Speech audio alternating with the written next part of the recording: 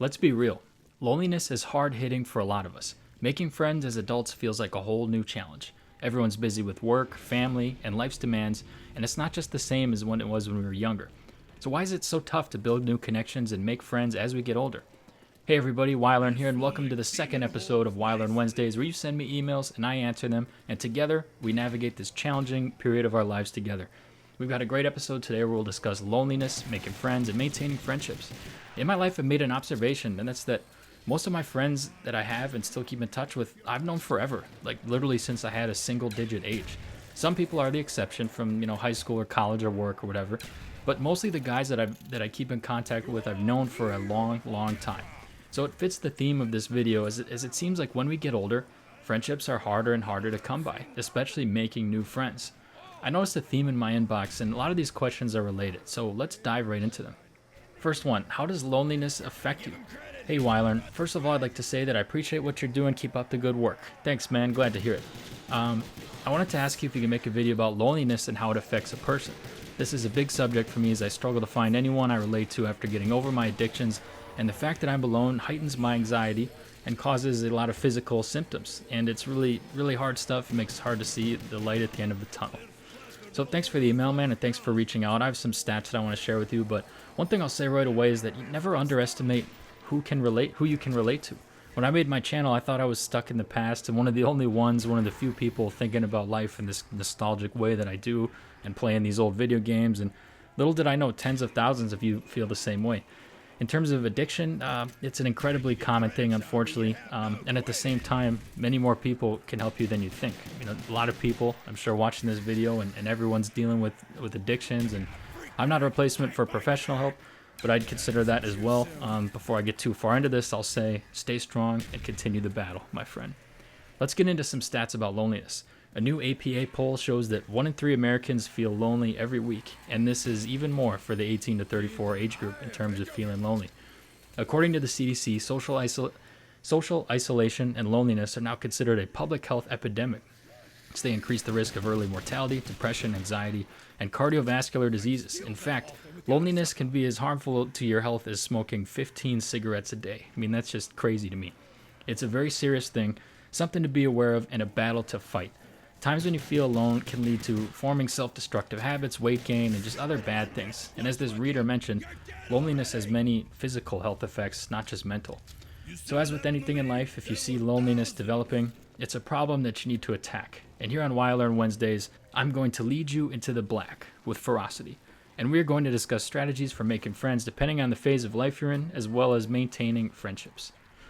We're going to start with 3 related questions that are very similar when it comes to making friends and social anxiety and stuff like that. First one, how should I be navigating my 20s? Pretty general question, but I'm going to focus more on the friends part.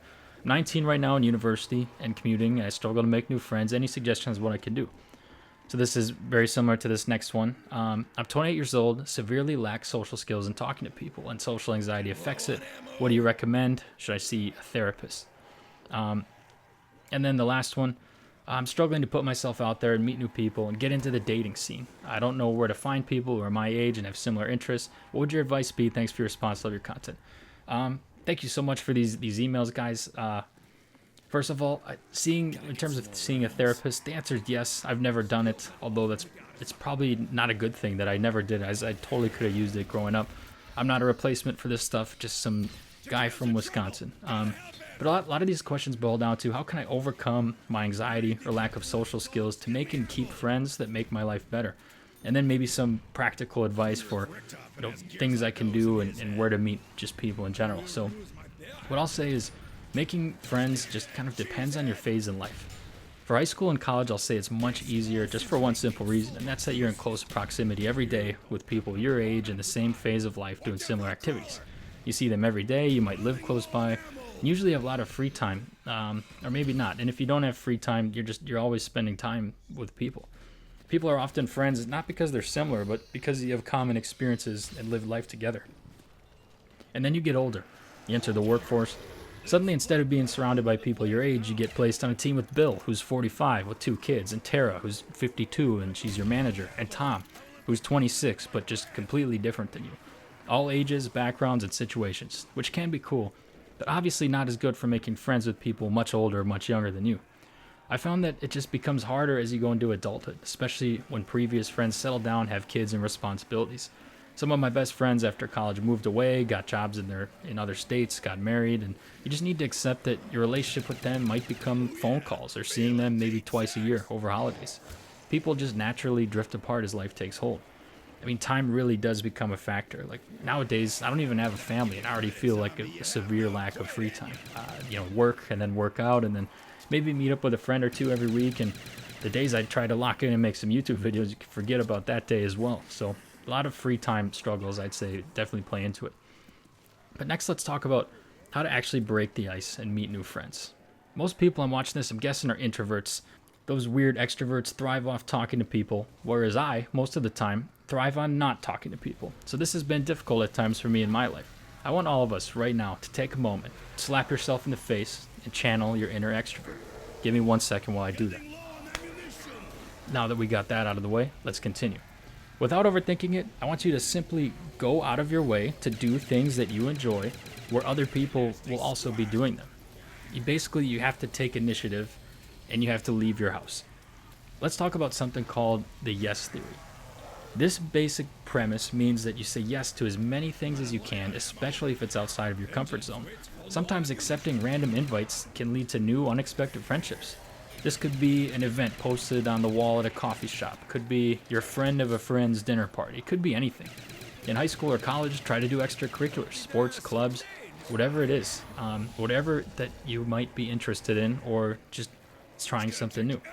In college, I'd try to live near the action, or if you commute, try to be close to people as much as possible. Anywhere where you can bump into someone or have a casual conversation is going to work the best. Both when I went to college and when I moved to Milwaukee, I set out to meet people and make friends. Most of it was motivated by dating, I will admit, but I accidentally got okay at making friends along the way, I'd say. If there's something you're remotely interested in, whether it be workouts, hobbies, rock climbing, games, sports, find out where people are doing that thing and do that. Like look out for events, groups, and people are usually more welcoming than you think. That could just be the Wisconsin people in my life too. We're a very friendly state, not to be biased. I was into workouts and running and just trying many things. I even attended like some workout classes by myself and made a few friends that way. I was also passionate about my church and wanted to go to every event I could find on the calendar. And I would nonchalantly just kind of force myself into conversations with people with varying degrees of results. But I did meet a lot of people that way. Now let's talk about when you're having a conversation with someone for the first time. For these first conversations, here's a secret. People love talking about themselves, and you can make them feel special. Life's all about how others feel around you. If you're someone who makes people feel good and respected and important and interesting, they'll want to keep you around. Most conversations will be surface level at first, but it's important to get to know a little bit about someone. It's the first layer, some might say. You introduce yourself, ask a little bit about them, their name, what they do for work, where they're from, their social security number. Oh, maybe not that, but you know what I mean. Smile and at least pretend to be interested in their life, and it'll go a long way if they actually become your friend, and then you'll eventually enjoy discussing each other's lives. You also need to find balance in being vulnerable. At a certain point in a friendship, you need to go beyond surface level. I mean, nothing's worse than a friendship that's just shallow and doesn't go beyond the basic things of work and basic family situation, etc. At some point, people respect when you share deeper thoughts, opinions, or even struggles you've had. This, however, needs to be done carefully, as sometimes it can turn people off. I'm fine with vulnerability, but many people aren't. And I've seen group settings before where someone gets a little too personal too quickly. Like someone in a group you're just in the group for a first time and you start talking about maybe how depressed you are and then you can't get a girlfriend or something, or that weird rash on your stomach. And that might turn people off and they might think that you're desperate or negative, which is unfortunate, but it's kind of true that people will think that way. You want to act chill, like maybe you don't really need them, but still contribute. Find the balance of going beyond the surface, but not sharing too much too quickly. Now, maintaining friendships is really a skill in life, and it only gets harder the older you get, mainly due to time constraints and people taking different paths. I'd say it's much easier when you have something in common, whether it be history or hobby, and you do need some common stuff to build friendships on, such as spending time as well, but it just makes it easier in general. Another thing I'd say is never be afraid to be the first to reach out or the first to text when you want to do something. I find that sometimes if you don't plan stuff, then nothing happens. And even if you do plan stuff, people are more likely to invite you to things, which is great. And as always, friendships, they're a two-way street. If you find that you're always the one reaching out and setting stuff up, maybe, take a step back and see if they care about the friendship as much as you do. But I would say overall, verge on the side of, call, text, be a doer. Another funny thing too, I can thank video games for maintaining friendships. I mean, most of the guys that I've known for a long time, and I still catch up and play Call of Duty with, and we can make it work, which is awesome. Same with football. A lot of the guys from school, I'm in a fantasy football league with, and a lot of times Sunday night when I'm bitching about the Packers, I'm on the phone with some of my buddies. So just anything where you can, have contact, have something in common with someone.